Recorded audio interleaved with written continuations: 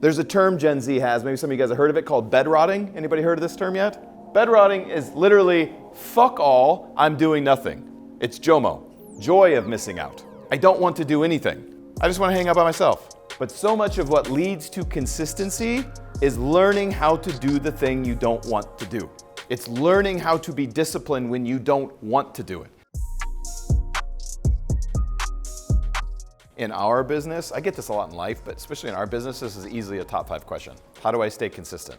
And part of what makes consistency elusive is you don't get to consistency by focusing on consistency. You get to consistency by doing the habits, routines, and rituals that lead to consistency.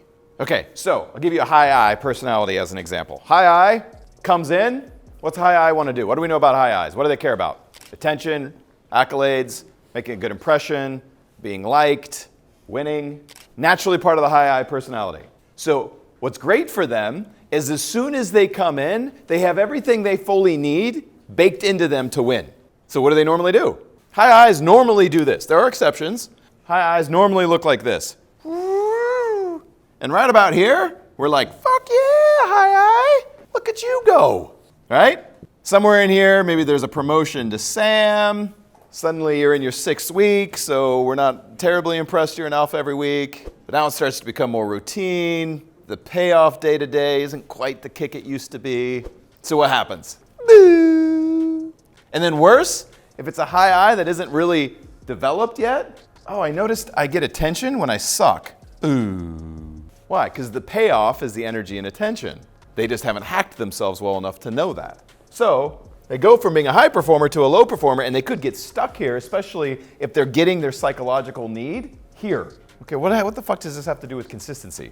One has to understand what are the components that made you consistent and what's not making you consistent. So in the beginning, and I'm picking on high I's here, in the beginning, a high I has what they need to be consistent because what they value is being fed by the decision. As soon as what they value isn't being fed by the decision, they suddenly have a hard time being consistent because their focus and energy is somewhere else. They just don't realize it. Consistency is found in the habits and the rituals of the person. What are they focusing on? Job's not done. We always do what we value most. So when I find somebody who gets inconsistent, that especially wasn't in the beginning, one of my questions are you a high I? Which then already helps me understand what to do with them. But then I look at the conditions that helped them be successful, and I'll ask them, well, what made you successful?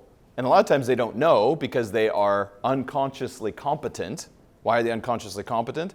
Because what was driving their early success was programming that they're not even aware of.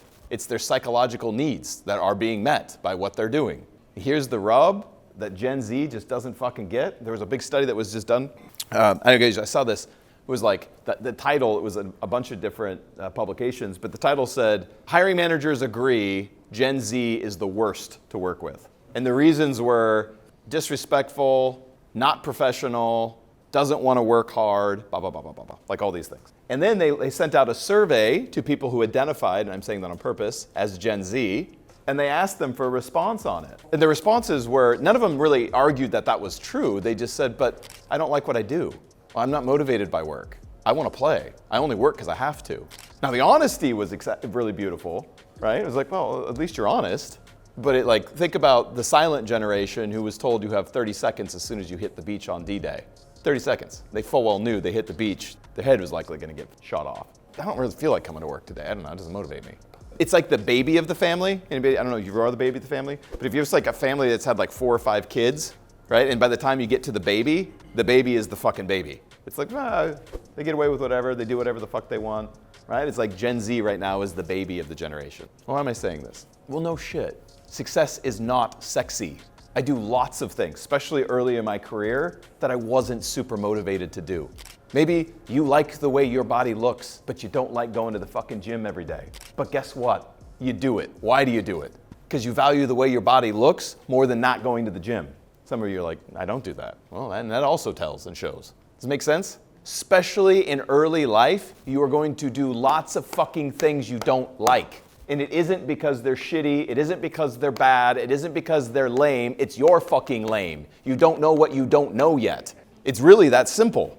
You just don't know what you don't know yet. As a young entrepreneur or as a young person trying to become a professional, if you already have a really fucking small world, right, of your preferences, guess what's going to happen if you don't learn how to grow out of that? The world's just going to get smaller.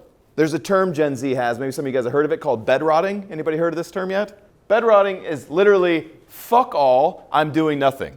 It's JOMO, joy of missing out. I don't want to do anything. I just want to hang out by myself, which, listen, I get many times over. But so much of what leads to consistency is learning how to do the thing you don't want to do. It's learning how to be disciplined when you don't want to do it. It is really fucking easy to do something when you're excited to do it. I can tell you this, Phoenix would not exist if I only showed up on the days that I was excited to be here. So much of consistency is valuing the habits, the rituals, and the routines that lead to consistency. And a lot of times we have internal standards that as soon as they're good enough, we abandon the behavior. Not just slow down, we abandon the behavior, which is fucking baffling. Give you an example. You want to lose weight. You work out, you work out, you work out, you work out until you get your body the way you want. How many people stopped working out once they liked the way their body looked in this room? No in a minute? A lot of people do. Thank you. A lot of people do. Easily 50% of this room. Meaning you didn't like just slow down or maintain. You literally like, yeah, my body's good. I'm gonna stop going to the gym. Woo, got what I wanted. And then that works out, right? Everything's good, body stays the same? No, it does not. And this is why a lot of people's lives, well, look like this. It's a fucking yo-yo. Because they're stuck in doing just enough. Just enough is the enemy. Where did we learn to do just enough? Fuck, for sure, school. It's also part of the brain, the 3 million-year-old brain. Go look at a lion. A lion will do just enough to eat, and then it will sit for 3 or 4 days and wait. There is a tendency to do just enough, which I'm not judging, right? If that's like, hey, like that's how I want to show up in the world, fucking awesome. I would just humbly suggest don't get angry at people that want to be more and do more and think it's not fair that they have more. Do just enough. But we see this in lots of different areas of life where we have this yo-yo effect that's really fascinating. So going back to this idea of consistency, we get to this point where we feel like we've done enough and we'll slow down. This is inevitable. I could tell the difference between somebody who's a gamer and somebody who's not. Let me give an example. They come in, they do 2,000 for the week. Boom, have a great week. High fives, high rollers. Boom, everything's going good. What happens next week? Next week tells me who they are.